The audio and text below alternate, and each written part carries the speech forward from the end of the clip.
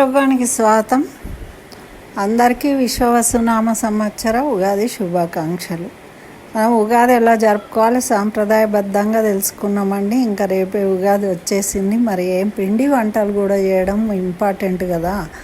మనకి ఏ పండగలైనా కానీ ఒక ప్రత్యేకమైన రకం వంటకాలు ఉంటాయి మనకు. ఇట్లా ఏ దేశంలో కూడా ఉండదు. మన భారతదేశంలోనే ఇటువంటి విధానం ఉంటుంది. అందులో మన తెలుగు రాష్ట్రాలలోనే ఇంకా చాలా ప్రత్యేకత.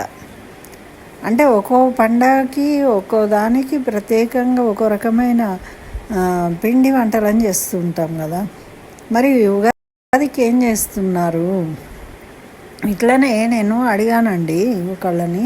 అడిగితే ఏమన్నారు, ఏముంది ఏదో కాస్త ఉగాది పచ్చడి చేసేసి తినేసి గుడికి వెళ్ళి, పిల్లలు తినరు కదా అవన్నీ, అందుకని చెప్పేసి గులాబ్ జామున్ తెచ్చామండి, చేసాము, అందరు తింటారని ఒకళ్ళు అంటారు. ఒకళ్ళు ఏమో పండగ కదా అందుకని బయటకు వెళ్ళామండి, బయట తినొచ్చామంటారు. అయితే నేనేమంటాను, మనకున్న సంస్కృతి సాంప్రదాయాలు అనేవి ప్రత్యేకమైనవి. మన సాంప్రదాయాలు మన పిల్లలకు తెలవాలి అంటే ఆ ప్రత్యేకత తెలియనప్పుడు మనం పండగ జరుపుకున్నట్టే కాదు కదా. మనము ఉగాది పండగ అంటే, సంక్రాంతి పండగ అంటే ఒక రకమైన విధానం ఉంటుంది, జరుపుకునే విధానం తేడా ఉంటుంది. అన్నిటికీ కేక్ తేవడము, కట్ చేయడము, ముక్కలు చేసి ఏమో అంటారు కదా, అంటే అన్నిటినీ ముక్కలు చేసేయడము విధానం అనేది కొంతమంది సాంప్రదాయం ఉంటుంది. కానీ మన సాంప్రదాయం అది కాదు. అందరం కలిసిమెలిసి ఉండి అన్ని పనులు చేసుకుంటూ హాయిగా నవ్వుకుంటూ ఆట పాటతో చక్కని విందు భోజనాన్ని చేయడం అనేది మన సాంప్రదాయం. కాబట్టి నేను చెప్పేది ఏంటంటే, మన కుటుంబము సంతోషాలతో ఆనందంగా కలిసిమెలిసి ఉండాలి. ఎటువంటి గొడవలు, అసూయలు ఇట్లాంటివి జరగకుండా ఉండాలి అంటే మన ఇంట్లో ఉన్న ఆహార పదార్థాలు మనము ప్రేమతో వండి వాళ్ళకు వడ్డించినప్పుడే అవన్నీ నిలబడతాయి. అంతేగాని మనము వండిన పదార్థంలో మన ప్రేమ ఆప్యాయతలు కలిసి మిళితమై ఉంటాయి. కానీ బయట ఎక్కడో తిన్న దాంట్లో ఎలా దొరుకుతుందండి? అది దొరకదు. కేవలం పదార్థంగానే తింటారు. అలా వెళ్ళడమే కానీ నిజంగా చెప్పండి, డబ్బులు పెట్టి కొనుక్కున్నా అది మీకు నచ్చుతుందా? అక్కడికి వెళ్ళాక ఇంకేం చేస్తాంలే ఏదో ఒకటి అని తిని వస్తారు, అంతే, అంతకు మించి ఏమీ లేదు. కానీ ఈ ఉగాది నుండి ప్రతి పండుగకు ప్రత్యేకమైన వంట ఉంటుంది. ఆ వంటను నేను మీకు షేర్ చేస్తాను. మీరు తప్పకుండా వాటిని చేయాలి. వాటిని మీ పిల్లలకు అలవాటు చేయాలి. అయ్యో వాడు తినడండి, వాడికి నచ్చదు, లేదండి, ఈ పండగ రోజు ఇవి తినాలని మనము బలవంతంగా అయినా సరే వాళ్ళకు అలవాటు చేస్తూ వెళ్ళాలి. కొంచెం అలవాటు చేస్తూ ఉంటే, ఓహో ఉగాది రోజు ఇది తినాలి, ఇది చేస్తారు, మరి శ్రీరామనవమికి ఇవి ఉంటాయి, ఈ రకమైన పదార్థాలు అనేది వాళ్ళకు తెలుస్తుంది. మరి దాంట్లో ఆరోగ్యం అనేది కూడా దాగి ఉంది. నిజంగా మన పెద్దలు చెప్పినట్టుగా మనము ఈ ప్రకృతిలో మార్పులు, మన ఆహారంలో మార్పులు వాటికి అనుగుణంగానే ఉంటాయి.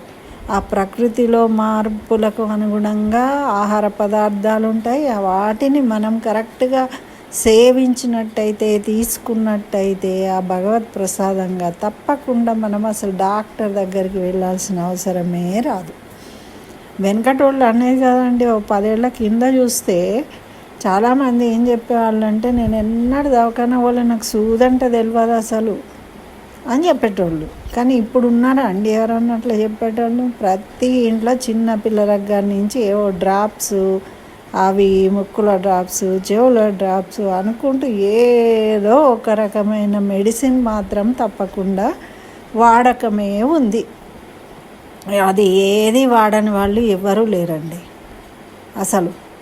కాబట్టి ఇలాంటి పరిస్థితి రావడానికి కారణము మన ఈ తినే ఆహార పదార్థాల విషయంలో వచ్చిన మార్పులు అన్నమాట. కాబట్టి మెల్లమెల్లగా మన పిల్లలకు మనము డబ్బులు ఆస్తులు ఇవ్వకపోయినా సరే వాళ్ళు సంపాదించుకోగలుగుతారు ముందర. కానీ ఆరోగ్యాన్ని ఇవ్వకపోతే వాళ్ళు సంపాదించుకోలేరు కదండి. తప్పకుండా మనం ఆరోగ్యంగా ఉండాలి, మన పిల్లలు ఆరోగ్యంగా ఉండాలి, వాళ్ళ ఎదుగుదల చూసి మనము ఆనందంగా ఉండాలి.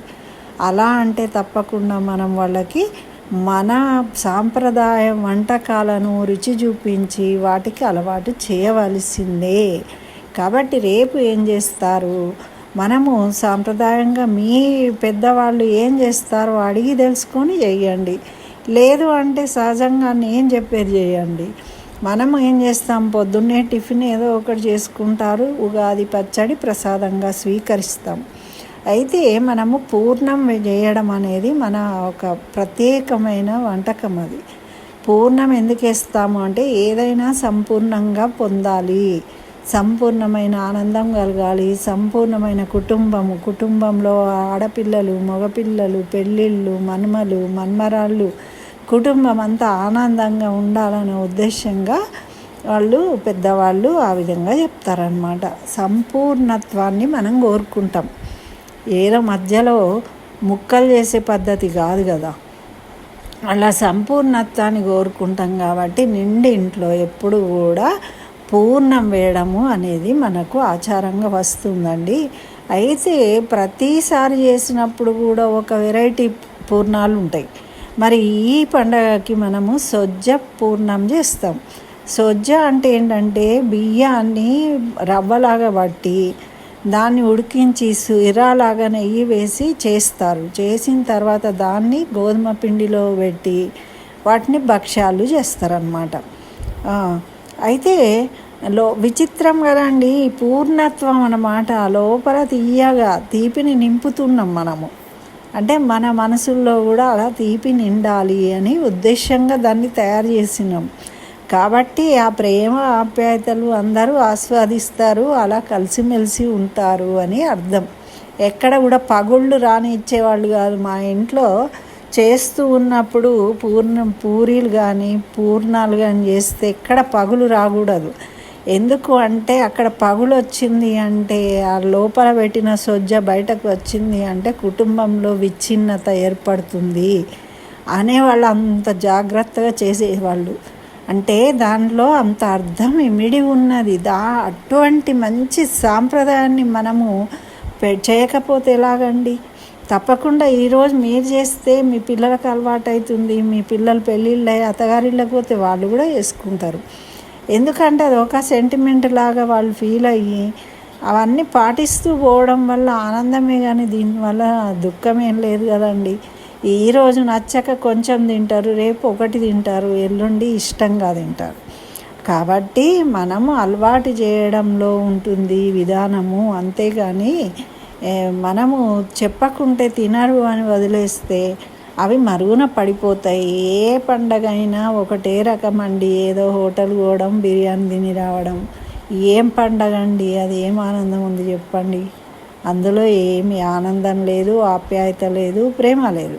కాబట్టి అందరూ కూడా చక్కగా పులిహోర చేసుకోండి, సొజ్జ భక్ష్యాలు చేసుకోండి, ఆ పెరుమాళ్లకు నివేదించుకోండి. మరి కొత్త చింతపండుతోని పులిహోర చేస్తాము ఈ పండగకి.